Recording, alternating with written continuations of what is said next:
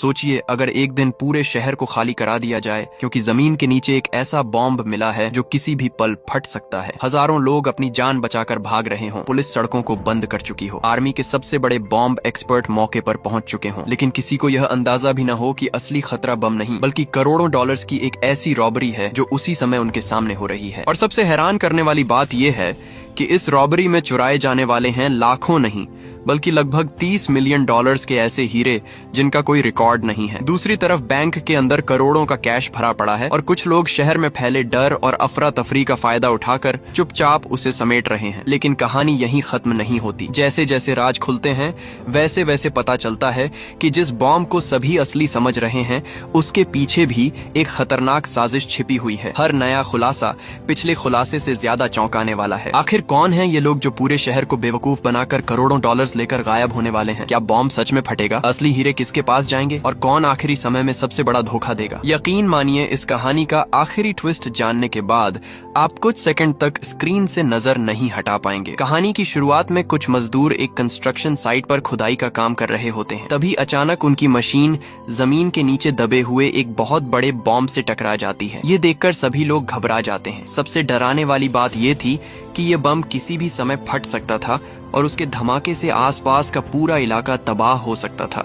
Incident site से ली गई तस्वीरें तुरंत आर्मी के बॉम्ब डिफ्यूजल करने वाले एक्सपर्ट ट्रांटर को भेजी जाती हैं। जैसे ही ट्रांटर उन तस्वीरों को देखते हैं वह हालात की गंभीरता समझ जाता है। बिना समय गंवाए वह अपने साथियों को आदेश देते हैं कि 800 मीटर के दायरे में सुरक्षा घेरा बनाया जाए और साथ ही आसपास रहने वाले सभी लोगों को तुरंत वहां से निकाला जाए। अलग अलग डिपार्टमेंट्स के अच्छे तालमेल की वजह से पूरा इलाका बहुत जल्दी बंद कर दिया जाता है। पुलिस सड़कों पर तैनात हो जाती है और लोगों को सुरक्षित स्थानों पर भेजा जाने लगता है। कुछ ही समय में पूरा क्षेत्र लगभग खाली हो जाता है। लेकिन इसी बीच एक अपार्टमेंट की एक खास जगह पर कुछ ऐसा हो रहा होता है जो बाकी हालात से बिल्कुल अलग था। उस कमरे की खिड़कियां और दरवाजे पूरी तरह बंद थे। पर्दे भी कसकर लगाए गए थे ताकि अंदर क्या चल रहा है ये किसी को दिखाई ना दे सके। कमरे के अंदर मौजूद कुछ ताकतवर आदमी आर्मी के ऑर्डर्स को पूरी तरह नजरअंदाज कर रहे होते हैं, जबकि बाकी सभी लोग अपनी जान बचाने के लिए वहां से जा रहे होते हैं। लेकिन ये लोग अपनी जगह छोड़ने के लिए बिल्कुल तैयार नहीं दिखाई देते। ऐसा लगता है जैसे उन्हें बाहर मौजूद खतरे की कोई परवाह ही नहीं है। उनका यह अजीब व्यवहार पास में रहने वाले रहीम का ध्यान खींच लेता है। उसे यह सब काफी सस्पिशियस लगता है। हालांकि उस समय उसके पास ज्यादा सोचने का समय नहीं होता क्योंकि उसके लिए सबसे जरूरी काम अपने परिवार को सुरक्षित जगह पहुंचाना था। इसलिए रहीम जल्दी से अपने परिवार को लेकर वहां से निकल जाता है। कुछ समय बाद ट्रेंटर अपनी टीम के साथ तेजी से इंसिडेंट साइट पर पहुंचते हैं। वहां पहुंचकर वह कंस्ट्रक्शन वर्क के इंचार्ज से मिलते हैं और पूरी स्थिति के बारे में जानकारी लेते हैं। जब ट्रेंटर को जरूरी जानकारी मिल जाती है तो वह तुरंत बॉम्ब को डिफ्यूज करने का प्लान बनाने लगते हैं। जांच के दौरान उन्हें पता चलता है कि यह बॉम्ब आकार में उसी बम जैसा है जिसे 2 साल पहले एक्सेटर में डिस्ट्रॉय किया गया था। सभी लोग मिलकर सबसे सुरक्षित उपाय पर चर्चा कर रहे होते हैं। तभी इमरजेंसी प्लानिंग डिपार्टमेंट का एक ऑफिसर दौड़ता हुआ वहां पहुंचता है। वह सबको याद दिलाता है कि कंस्ट्रक्शन साइट के ठीक नीचे 400 किलोवोल्ट की मेन बिजली लाइन गुजर रही है। इसका मतलब यह था कि बॉम्ब को डिफ्यूज करने से पहले पूरे इलाके की बिजली बंद करनी पड़ेगी। अगर किसी कारण से धमाका हुआ और बिजली की लाइनें नष्ट हो गईं, तो उसके बाद कई दूसरी दुर्घटनाएं भी हो सकती थीं, जिनसे भारी नुकसान होने के चांस थे। इसके बाद रोबोट ऑपरेटर सावधानी से बॉम्ब डीएक्टिवेटेड करने वाले रोबोट को आगे बढ़ाता है। कैमरे से आने वाली तस्वीरों को देखकर ट्रांटर नोटिस करते हैं कि बॉम्ब का मेन हिस्सा जमीन के काफी अंदर दबा हुआ है। इसके अलावा उसके आसपास का पूरा एरिया गंदे पानी से भरा हुआ था। स्थिति को देखते हुए ट्रांटर समझ जाते हैं कि बॉम्ब तक सुरक्षित तरीके से पहुंचने से पहले सारा जमा हुआ पानी निकालना जरूरी है। इसलिए उनके आदेश पर सैनिक बहुत सावधानी से एक सक्शन पाइप उस पानी में नीचे उतारते हैं ताकि वहां जमा पानी को बाहर निकाला जा सके। पानी निकालने का काम पूरा होने के बाद बॉम्ब को डिफ्यूज करने का काम शुरू हो जाता है। इसी समय पूरे इलाके की बिजली भी बंद कर दी जाती है। आसपास की सभी सड़कें खाली करा दी जाती हैं और हर चौराहे पर पुलिस तैनात कर दी जाती है ताकि कोई भी व्यक्ति या वाहन रिस्ट्रिक्टेड एरिया में एंटर ना कर सके। लेकिन दूसरी तरफ वही 4 आदमी जिनका व्यवहार पहले से ही सस्पिशियस था अब अपने प्लान पर काम शुरू कर देते हैं। वे सभी सुरक्षा वाले कपड़े पहनते हैं और तेजी से अपार्टमेंट की बेसमेंट की तरफ उतर जाते हैं। वहाँ उन्होंने पहले से ही अपने काम के लिए जरूरी सभी इक्विपमेंट छिपा कर रखे हुए थे। इस बेसमेंट की एक दीवार के ठीक दूसरी तरफ बैंक का वॉल्ट मौजूद था। अब उनकी असली योजना साफ हो चुकी थी। वे बॉम्ब की वजह से बने इस हंगामे का फायदा उठाकर बैंक का सारा पैसा लूटना चाहते थे। इसीलिए समय बर्बाद किए बिना वे अपने काम में लग जाते हैं। चारों लोग अपने अपने काम बहुत साफ तरीके से बांट लेते हैं। उनमें से एक आदमी बाहर सड़क पर जाकर निगरानी रखने वाला कैमरा भी लगा देता है। इसके बाद वह एक जनरेटर चालू करता है, जिसे पहले से ही एक डस्टबिन के अंदर छिपाकर रखा गया था। ये जनरेटर उनके सभी डिवाइसेस को लगातार बिजली देने वाला था। जैसे ही जनरेटर चालू होता है, बाकी 3 लोग एंगल ग्राइंडर निकालकर दीवार काटना शुरू कर देते हैं। कुछ देर बाद वे बड़े हथौड़ों का इस्तेमाल करने लगते हैं। वे पूरी ताकत से लगातार दीवार पर वार करते हैं। केवल कुछ ही मिनटों में वे बाहरी ईंटों की दीवार को तोड़ने में सफल हो जाते हैं। इस समय तक पुलिस को उनके बारे में कोई जानकारी नहीं होती। दिलचस्प बात यह थी कि बैंक का अलार्म सिस्टम लगातार बज रहा था। बैंक के एक कर्मचारी ने सुझाव भी दिया कि इसकी जांच की जानी चाहिए, लेकिन इलाके की घेराबंदी में लगे पुलिस अधिकारी ने इस चेतावनी को ज्यादा इम्पोर्टेंस नहीं दी और उसे नजरअंदाज कर दिया। उधर चोरों ने बाहरी दीवार हटाने के बाद उसके पीछे मौजूद मजबूत कंक्रीट की परत तक पहुंच बना ली थी। अब वे एक और ड्रिल मशीन लेकर आते हैं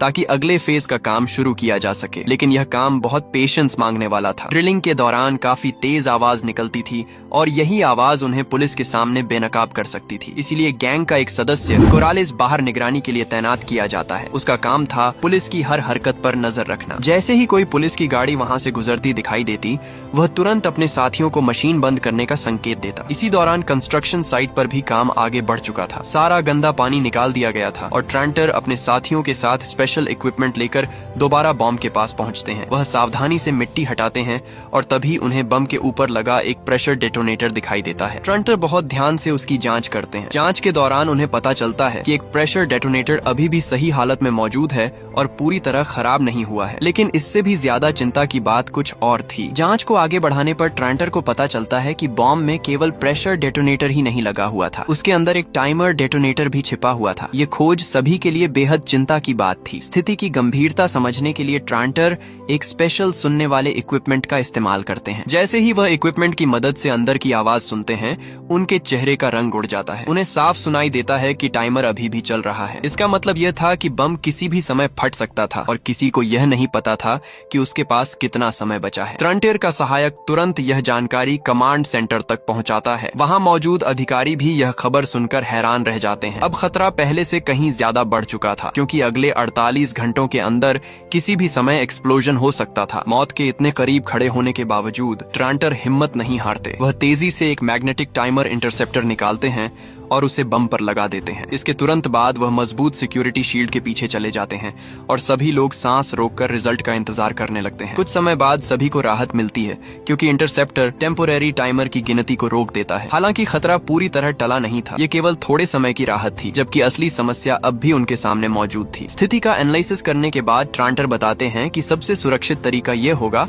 कि पहले बम के आसपास एक मजबूत एक्सप्लोजन प्रूफ दीवार बनाई जाए और उसके बाद कंट्रोल्ड एक्सप्लोजन किया जाए। लेकिन पूरी प्रक्रिया में कम से कम 5 घंटे लगने वाले थे। दूसरी तरफ बैंक तक पहुंचने की कोशिश कर रहे चोर भी लगातार आगे बढ़ रहे थे। वे कंक्रीट की परत को सक्सेसफुली पार कर चुके थे और अब अंतिम स्टील की परत को काटने के लिए वेल्डिंग मशीन का इस्तेमाल कर रहे थे। दोनों तरफ के लोग समय के खिलाफ दौड़ रहे थे। एक तरफ ट्रांटर और उनकी टीम शहर को बचाने की कोशिश कर रही थी, जबकि दूसरी तरफ चोर हर मिनट का फायदा उठाकर बैंक तक पहुंचने में लगे हुए थे। दोनों जगह हर सेकंड की कीमत बहुत ज्यादा थी। इसी दौरान बॉम्ब डिफ्यूज करने वाली टीम में एक नया आया मेंबर एक अजीब बात नोटिस करता है। वह देखता है कि बॉम्ब की सरफेस पर एक हिस्सा बाकी जगहों की तुलना में बहुत ज्यादा चमकदार दिखाई दे रहा है। आसपास के पूरे हिस्से पर जंग लगी हुई थी, लेकिन वह छोटा सा हिस्सा बिल्कुल अलग नजर आ रहा था। उसे देखकर ऐसा नहीं लगता था कि यह बम काफी समय से जमीन के नीचे दबा हुआ है, इसलिए वह अपनी यह बात ट्रांटर को बताता है। लेकिन ट्रांटर को लगता है कि कंस्ट्रक्शन वर्क के दौरान किसी मशीन ने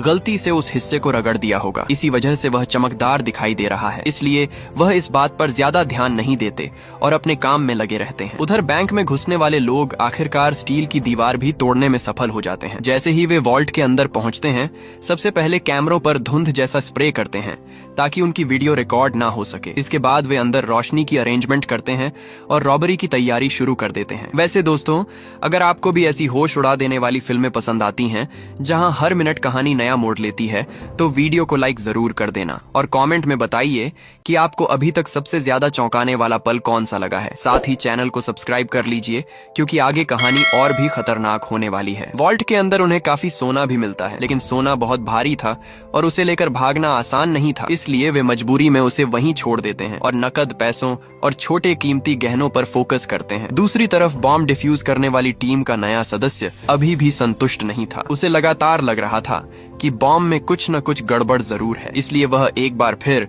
ट्रांटर को बुलाकर उस चमकदार हिस्से को ध्यान से देखने के लिए कहता है। लेकिन जैसे ही दोनों दोबारा बम की जांच करने लगते हैं, तभी एक चौंकाने वाली घटना होती है। जो टाइमर पहले रुक चुका था वह अचानक फिर से चलना शुरू हो जाता है। यह देखकर वहां मौजूद सभी लोगों के चेहरे पर चिंता साफ दिखाई देने लगती है। इस नई समस्या की वजह से एक्सप्लोजन प्रूफ दीवार बनाने का काम बीच में ही रोकना पड़ जाता है। अब उनके पास समय बहुत कम बचा था। हालात को देखते हुए ट्रांटर एक बेहद जोखिम भरी योजना बनाने का फैसला करते हैं। उनकी योजना थी कि बम के डेटोनेटर में सावधानी से ड्रिल करके एक स्पेशल फ्लूइड्स अंदर डाला जाए। अगर यह लिक्विड सही जगह पहुंच जाता तो अंदर की मैकेनिकल सिस्टम जाम हो जाती और बम डिफ्यूज हो सकता था। अब यह उनके लिए आखिरी ऑप्शन बची थी। जैसे ही ट्रांटर और उनकी टीम इस खतरनाक प्रोसेस की तैयारी शुरू करती है, उसी समय पुलिस को भी कुछ अनयूजुअल दिखाई देता है। पूरे इलाके की बिजली पहले ही काटी जा चुकी थी और हर रास्ता बंद था। फिर भी निगरानी कर रहे ड्रोन को दो अलग अलग हीट सोर्सेज दिखाई देते हैं। पहला सोर्स तो कंस्ट्रक्शन साइट पर मौजूद बॉम्ब डिफ्यूज करने वाली टीम थी, लेकिन दूसरा सोर्स कौन था ये किसी को समझ नहीं आता। ये जानकारी मिलते ही कमांडर ग्रीनफील्ड बेचैन हो उठती हैं। उन्हें डर था कि कहीं कोई नागरिक अभी भी रिस्ट्रिक्टेड एरिया के अंदर फंसा न हो। अगर ऐसे समय में विस्फोट हो जाता तो बड़ी संख्या में लोगों की जान जा सकती थी, इसलिए वह तुरंत बॉम्ब डिफ्यूज करने की प्रक्रिया को रोकने का आदेश देती है। उधर बैंक के अंदर मौजूद चारों चोर पूरी तेजी से काम कर रहे थे। वे एक एक करके सभी सिक्योरिटी लॉकर्स खोल रहे थे और उनमें मौजूद कीमती सामान अपने बैग में भर रहे थे। उनके चेहरे पर साफ दिखाई दे रहा था कि वे इस मौके का पूरा फायदा उठाना चाहते थे। इसी दौरान कोरालिस भी अंदर पहुंच जाता है। वह सीधे वॉल्ट के एक कोने में रखी एक खास अलमारी की तरफ बढ़ता है। बाकी लोगों से अलग उसका ध्यान किसी विशेष चीज पर पड़ता है। वह सावधानी से अलमारी खोलता है और उसके अंदर रखा एक ऑब्जेक्ट निकालकर अपने पास रख लेता है। गैंग का लीडर यह सब देखता है लेकिन हैरान नहीं होता। वह केवल इशारा करके कोरालिस को वह सामान बाकी लूट के साथ रखने के लिए कहता है। कुछ समय बाद कमांडर ग्रीनफील्ड द्वारा भेजे गए पुलिस अधिकारी अपार्टमेंट की तरफ पहुंच जाते हैं। कोरालिस बाहर से यह सब देख लेता है। जैसे ही उसे पता चलता है कि पुलिस इमारत की तलाशी लेने वाली है, वह तुरंत अपने साथियों को चेतावनी देता है। वह सभी को जल्दी काम खत्म करके निकलने के लिए कहता है, लेकिन तभी एक अनएक्सपेक्टेड घटना हो जाती है। इमारत से बाहर निकलते समय कोरालिस की मुलाकात अचानक एक पुलिस अधिकारी से हो जाती है। पुलिस अधिकारी उसे रुकने और जांच के लिए तैयार रहने का इशारा करता है, लेकिन कोरालिस बिना एक पल गंवाए मुड़ता है और पूरी ताकत से भागना शुरू कर देता है। उसका यह व्यवहार पुलिस को तुरंत शक में डाल देता है। उधर अंदर मौजूद बाकी चोर भी बाहर के शोर को सुन लेते हैं। वे समझ जाते हैं कि अब उनके पास ज्यादा समय नहीं बचा है, इसलिए पूरा गैंग तुरंत पीछे हटने की तैयारी शुरू कर देता है। और तभी अगले ही पल कुछ ऐसा होता है जिसकी किसी ने कल्पना भी नहीं की थी।